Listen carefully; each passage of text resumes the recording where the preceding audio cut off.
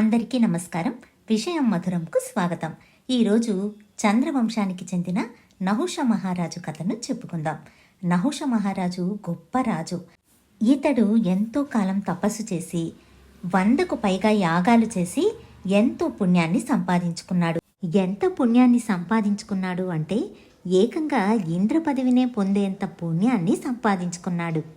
ఒకసారి ఇంద్రుడికి బ్రహ్మహత్య పాపం చుట్టుకోవడం వల్ల కొన్ని రోజులు ఇంద్ర పదవిని వదులుకోవలసి వస్తుంది. ఆ సమయంలో దేవతలందరూ నహిషుణ్ణి ఇంద్ర పదవికి రాజును చేస్తారు.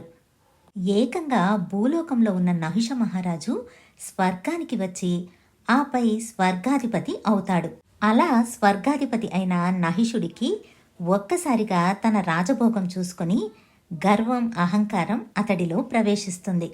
సభలో అతడు అందర్నీ ఉద్దేశించి, ఇప్పుడు నేను ఇంద్రుణ్ణి, ఇంద్రుడి భార్య శచీదేవిని పొందే అధికారం నాకు ఉంది, వెళ్ళి శచీదేవిని తీసుకురండి అని ఆజ్ఞాపిస్తాడు. అది విన్న అందరూ ఒక్కసారిగా నిశ్చేష్టులవుతారు. రాజు ఆజ్ఞ కాబట్టి చేసేది లేక విషయాన్ని శచీదేవికి చెబుతారు.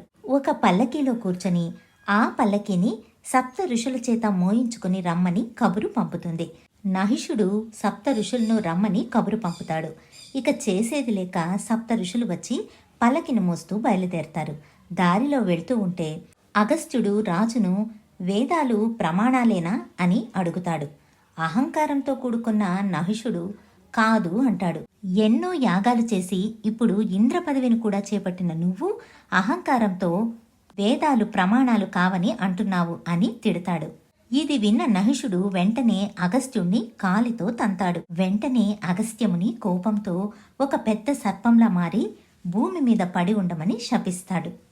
అప్పటికి తేరుకున్న నహిష మహారాజు అగస్త్య మహాముని కాళ్ల మీద పడి తనకు శాప విమోచనం కలిగించమని వేడుకుంటాడు. దానికి అగస్త్యుడు, ఎవరైతే తనకు బలం ఉన్నా నువ్వు అతన్ని పట్టుకున్నప్పుడు విడిపించుకోవడానికి ప్రయత్నించడో, ఆ తరువాత ఇంకొకరు వచ్చి నీ ప్రశ్నలకు సమాధానాలు చెబుతారు, అప్పుడు నీకు శాప విమోచనం కలుగుతుంది అని చెబుతాడు. ఆ తర్వాత అగస్త్యుడు శాపమిచ్చినట్టు నహిషుడు తల కిందులుగా సర్పంలా మారి భూలోకంలో పడిపోతాడు. ఆ తర్వాత కొన్ని రోజులకే అటుగా వచ్చిన భీముణ్ణి సర్పం బంధిస్తుంది. అయితే తనకు విడిపించుకునే శక్తి ఉన్నా కూడా భీముడు విడిపించుకోవాలని ప్రయత్నించడు. ఆ తరువాత భీముణ్ణి వెతుక్కుంటూ వచ్చిన ధర్మరాజు సర్పం అడిగే ప్రశ్నలకు సమాధానాలు చెప్పి అతన్ని విడిపిస్తాడు. ఆ విధంగా నహుషుడికి శాప విమోచనం కలుగుతుంది. ఆ విధంగా పదవీ వ్యామోహంలో అహంకారాన్ని చూపి ఎంత త్వరగా పైకి వెళ్ళాడో అంతే త్వరగా కిందకు చేరుకుని శాపం పొందిన నహిషుడి కథ. మరొక వీడియోలో ఎంతో ఆసక్తికరమైన నహిషుడి కొడుకైన యయాతి కథను చెప్పుకుందాం. ధన్యవాదాలు.